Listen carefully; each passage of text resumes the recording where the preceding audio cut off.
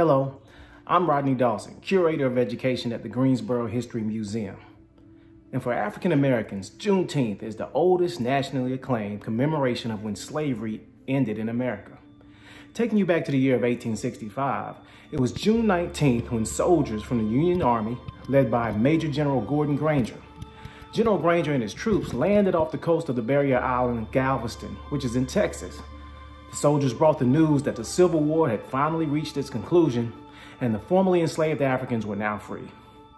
Now, those that know or have their history books in front of them or access to the internet can look up Emancipation Proclamation, where President Abraham Lincoln declared the end to slavery and made it official on January 1, 1863. Now note, that's a full 2.5 years after President Lincoln made it official. The Emancipation Proclamation, which you'll hear about more later today, had an insignificant effect on Texans due to the small number of troops the Union Army had in the area. There were not nearly enough to impose this new decree.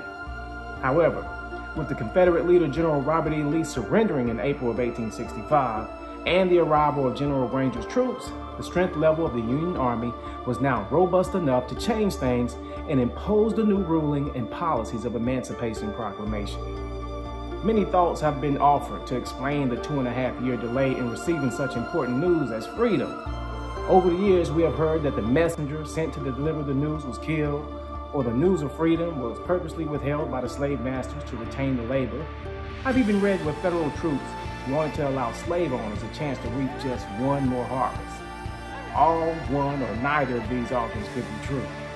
But the state of Texas, which didn't make for a major footprint in the Civil War, at least not if you compare it to the states of the Southeast, states like Virginia, Georgia, South Carolina, and of course, North Carolina.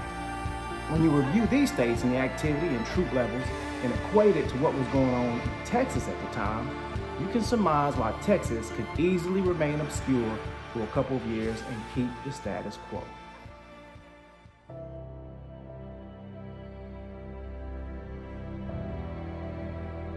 Well, the news arrived and celebrations ensued, and we'll talk about these celebrations throughout this day. But in the beginning stages, minimal interest could be found outside the African American community in regards to participation in Juneteenth celebrations. There remain instances where restraints were placed on Juneteenth gatherings and outright denials or the barring of the use of public property for such festivities. Most of the festivities had to take place in rural areas, usually around a small waterbed like a river or a creek, because if you could gather close to a river or a creek, you had the added benefits of riding horses and fishing and the all-important barbecue. When I was growing up, we used to meet outside of the church to cook and eat hot dogs, chicken, fish, and ribs. Some places even had briskets. Now, briskets are big in Texas.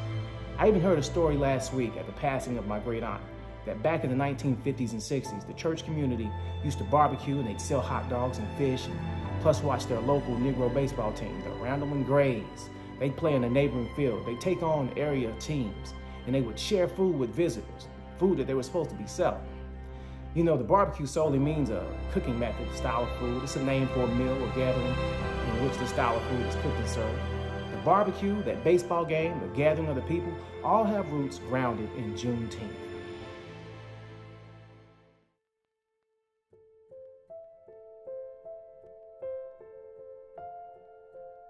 Ultimately, as African Americans acquired land, land was then donated for the Juneteenth cause. The Reverend Jack Yates led a fundraising effort and raised just over $1,000. Very impressive for the time. The money was used to purchase Emancipation Park in Houston, Texas. This was the first documented purchase of land for Juneteenth. About 160 miles northwest of Houston lies a town called Mexia, Texas. That's M-E-X-I-A.